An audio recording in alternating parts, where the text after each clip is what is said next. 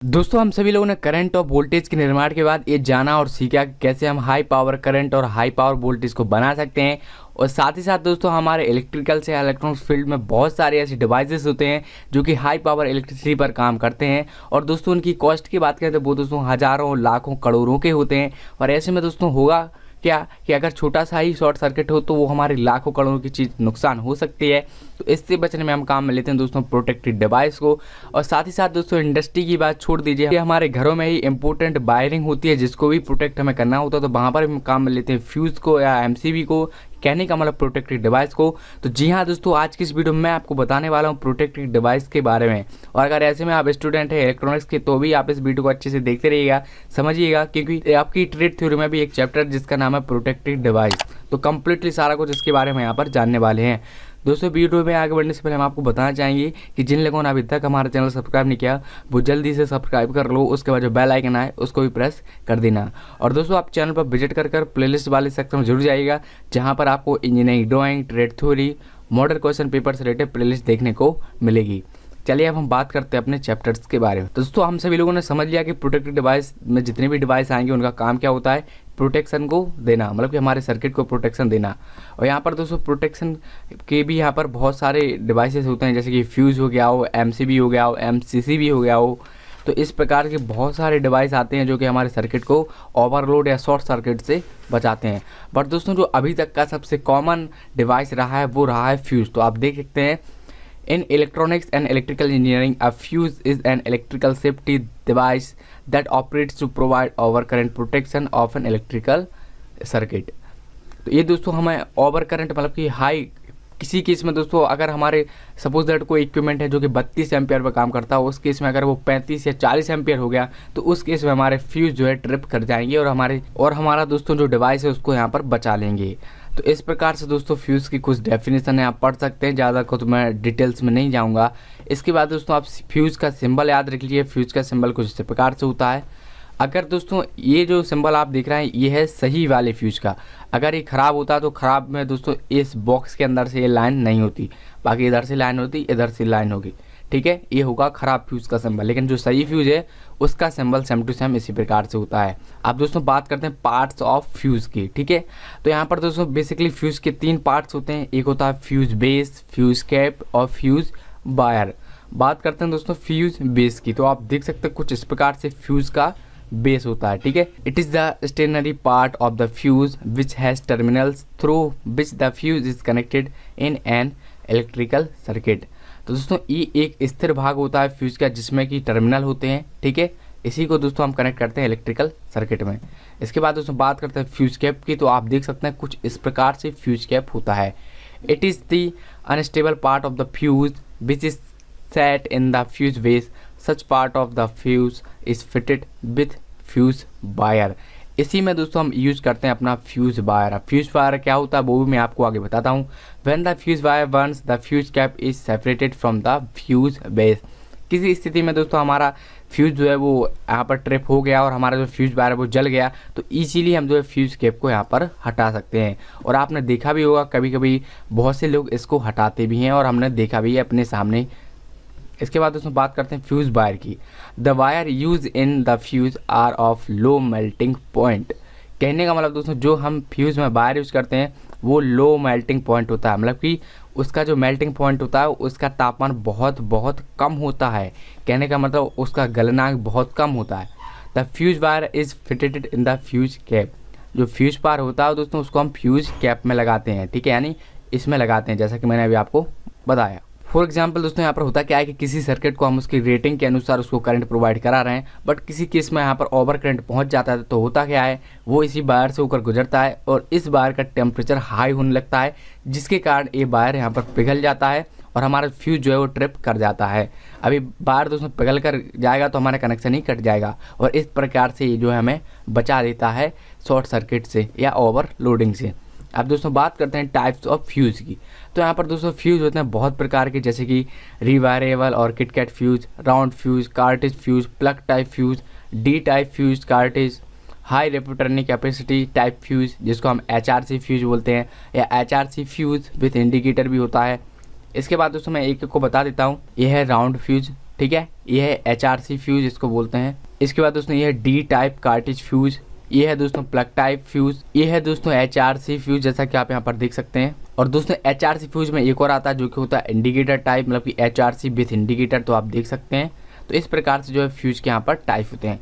अब दोस्तों बात करते हैं एडवांटेज ऑफ फ्यूज। अब दोस्तों फ्यूज के एडवांटेज की बात करते हैं तो एडवांटेज भी फ्यूज के बहुत ज़्यादा होते हैं, जैसे कि फास्ट वर्किंग हो गया हो, हाई लाइफ टाइम हो गया, मतलब कि ज़्यादा जीवन काल हो गया हो, नो मेंटेनेंस हो गया हो। इसके बाद दोस्तों time stream characteristic are inversely proportional to each other, मतलब कि जो इनका समय धारा लक्षण अभिलक्षण होता है वो एक दूसरे के विलोमानुपाती होता है। इसके बाद दोस्तों लो कॉस्ट यानी बहुत सस्ते होते हैं। High current flow in short circuit की केस में हाई करंट को फ्लो कर सकते हैं। इसके बाद दोस्तों their current range is from 3 to 450 ampere. इनकी करंट रेटिंग दोस्तों 3 से 450 एम्पियर तक होती है। और दोस्तों दे हैव मोर रिलायबिलिटी, ये दोस्तों अधिक विश्वसनीय होते हैं। बट दोस्तों इसके अलावा भी हम एक और डिवाइस काम में लेते हैं जो कि होता है MCB, जिसको हम मिनिएचर सर्किट ब्रेकर बोलते हैं। और ये दोस्तों अब तक का सबसे बेस्ट प्रोटेक्टेड डिवाइस माना गया है, क्योंकि ये बहुत ही अच्छा होता है। और मैं आपको बताऊंगा भी डिफरेंस की बाहर और MCB में क्या यहाँ पर डिफरेंस है। तो सबसे पहले आप इसमें पढ़ लीजिए। इसमें दोस्तों ट्रिपिंग दो प्रकार से होती है, एक होती है मैग्नेटिकली, एक होती है हाइड्रोलिक। तो उसके बारे में मैं आपको आगे बताऊंगा। तो यहाँ पर सबसे पहले पढ़ते हैं MCB होती क्या है। एन MCB और miniature circuit breaker is an electromagnetic device that embodies complete enclosure in a moulded insulating material. तो इसके अंदर दोस्तों जो कॉन्सेप्ट होता है वो उससे अलग होता है, मतलब कि जो कि फ्यूज में होता था उससे अलग होता है। The main function of an MCB is to switch the circuit.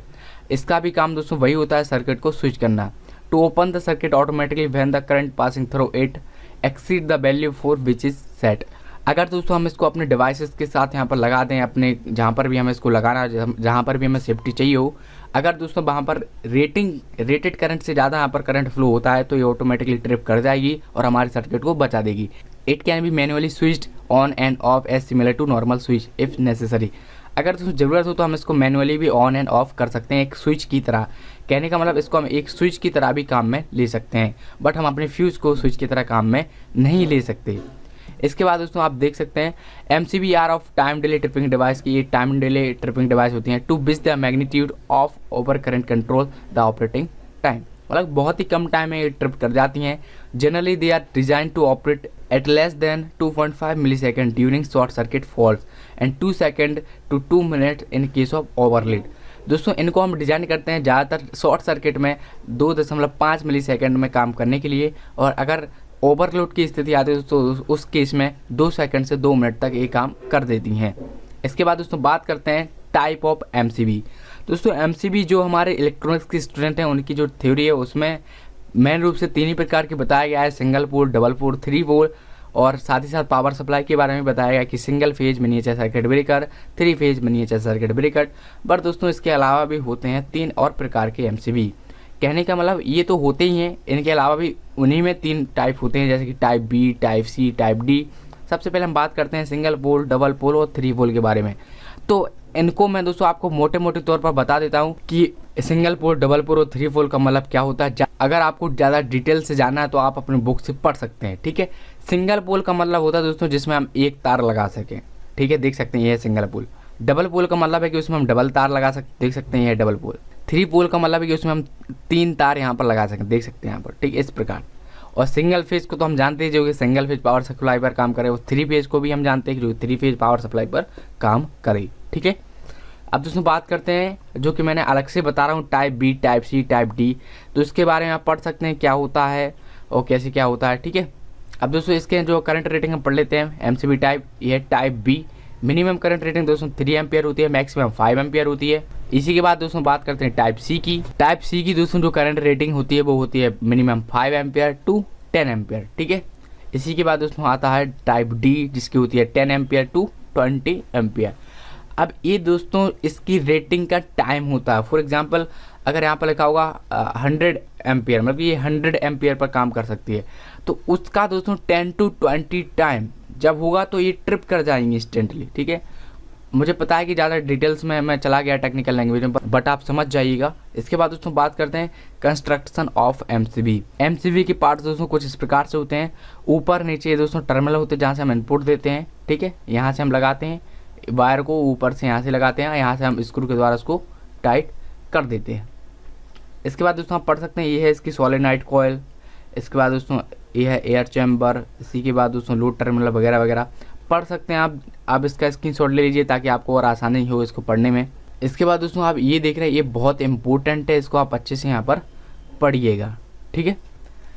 यहाँ पर दोस्तों ये एग्ज़ाम में पूछे जाते हैं तो इसको आप अच्छे से समझिएगा। आप हो सके तो इसका स्क्रीनशॉट भी ले लीजिएगा कि इसमें से किस कलर वाली नॉब कि इसमें से हम किस कलर की नॉब वाली एमसीबी को कहाँ कहाँ यूज़ करते हैं, ठीक है।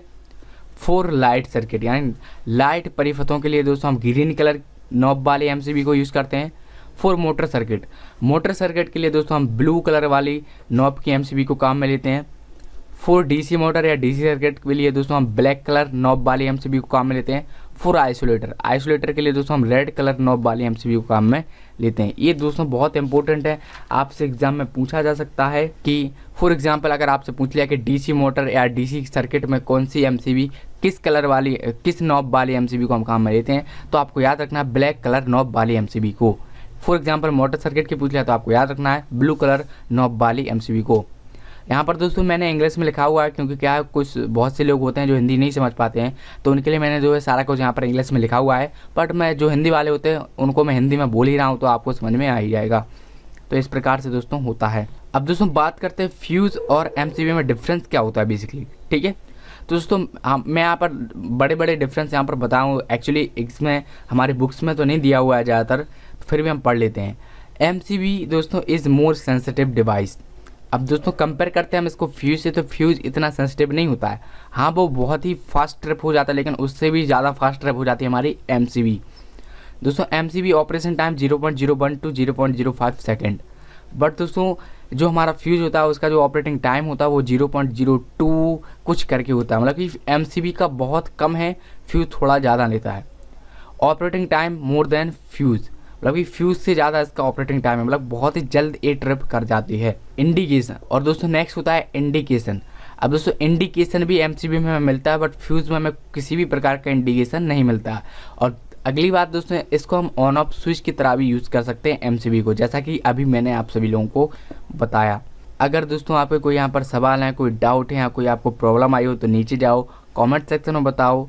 इसके बाद दोस्तों ये वीडियो थी, ये पार्ट 1 थी, इसका पार्ट 2 भी मैं लेकर आऊँगा, जिसमें कि दोस्तों हम पढ़ेंगे कॉन्ट्रैक्टर और ELCB यानी अर्थ लीकेज सर्किट ब्रेकर के बारे में। आई होप दोस्तों कि आपको वीडियो अच्छी लगे। वीडियो अच्छी लगे तो जल्दी से इसको लाइक कर दो, शेयर कर दो अपने दोस्तों के साथ, ताकि वो लोग भी इसको देख सकें। तो बस दोस्तों फिलहाल इस वीडियो में इतना ही। देखने के लिए आपका बहुत बहुत धन्यवाद। मिलते हैं फिर किसी वीडियो में। जय हिंद, वंदे मातरम।